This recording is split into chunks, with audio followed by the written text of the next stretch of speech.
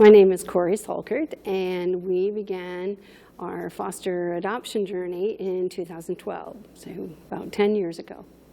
I have been and still am in some capacity a bereavement specialist for families when they have a child that dies. And I had a real heart for families that had a pregnancy that the outcome was not going to be what they wanted, that the child might have a fatal fetal anomaly or life-limiting condition. And I knew that there were some that felt as though that was just way more than what they could handle.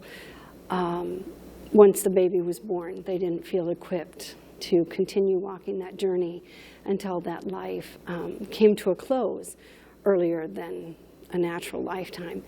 And I had quite the desire to be able to come alongside a family when that would happen, and possibly, with my nursing expertise, be able to provide the care that that child needed. I had gotten pretty close to dying myself, and my husband had not been enthusiastic about bringing a child home that was going to die. I was already doing that as a job, and he said, I'm really not interested in bringing this home and dealing with it 24/7. It's one thing for you to do this at work with your bereavement program, but I don't want to do this at home.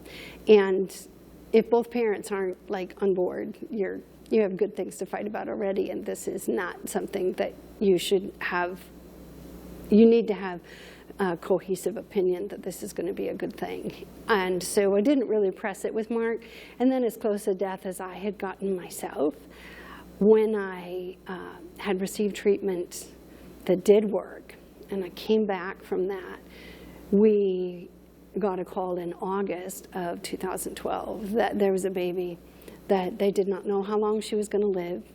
She was 2 weeks old and was born without most of her brain, and would we take her in? And I asked my husband, and he said, absolutely. When is she coming? And so he had made the shift from caring for a dying child was worst case scenario to having that child die with no one, without a name, without a family. That was the worst case scenario. And so it changed the dynamic in our home. So you would think that bringing home a baby with a terminal diagnosis would be such a downer, that everybody would be moping around and maybe just sad, long faces and whatnot. But we knew that our daughter, Emeline is what we ended up naming her, wasn't going to be with us for very long. And we were determined that we were going to live her life until she died, instead of having her die until she died.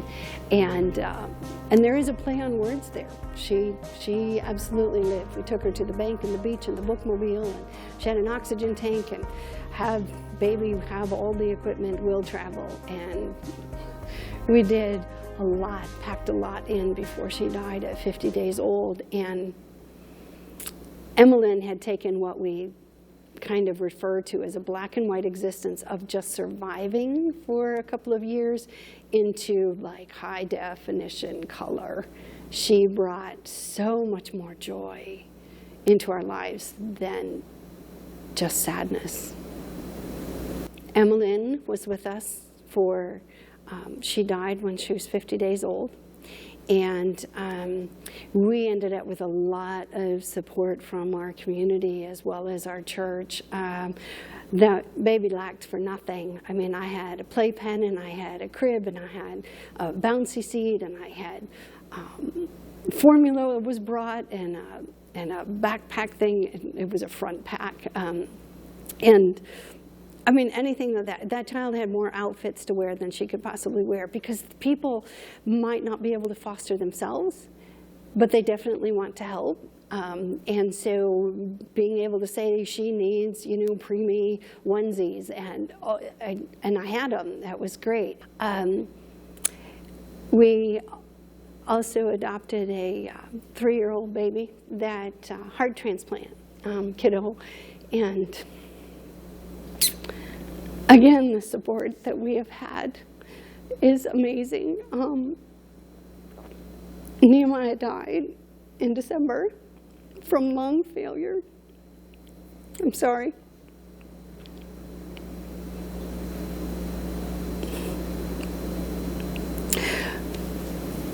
He spent 14 months of his life in a hospital crib. And we brought him home, and then after that, he had to go back to the hospital a lot of times. But it was just a visit. We didn't go back to stay. And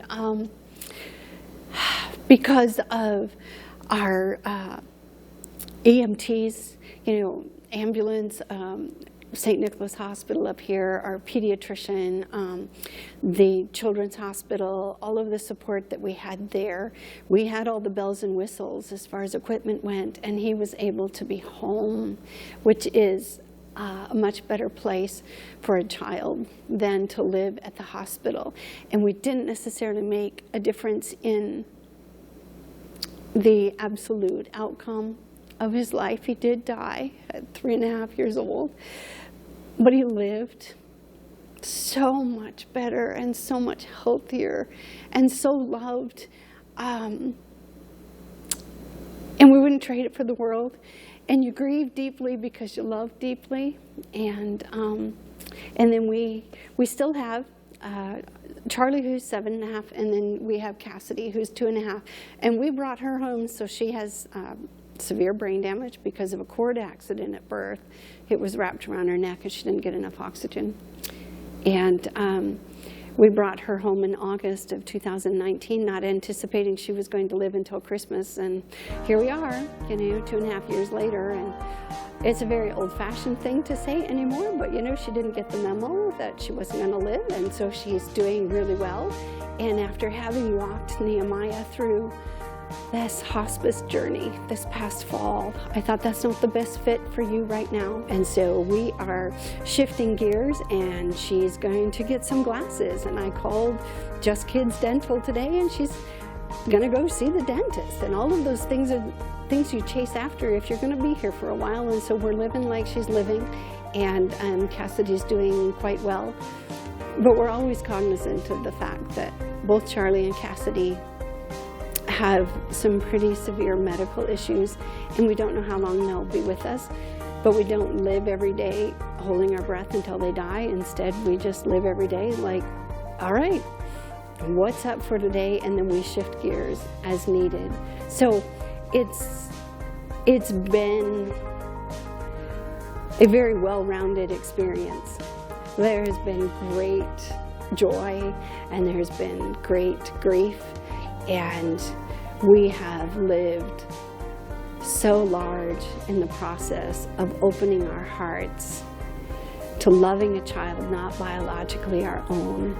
And we would never, ever, ever not want to have taken that path.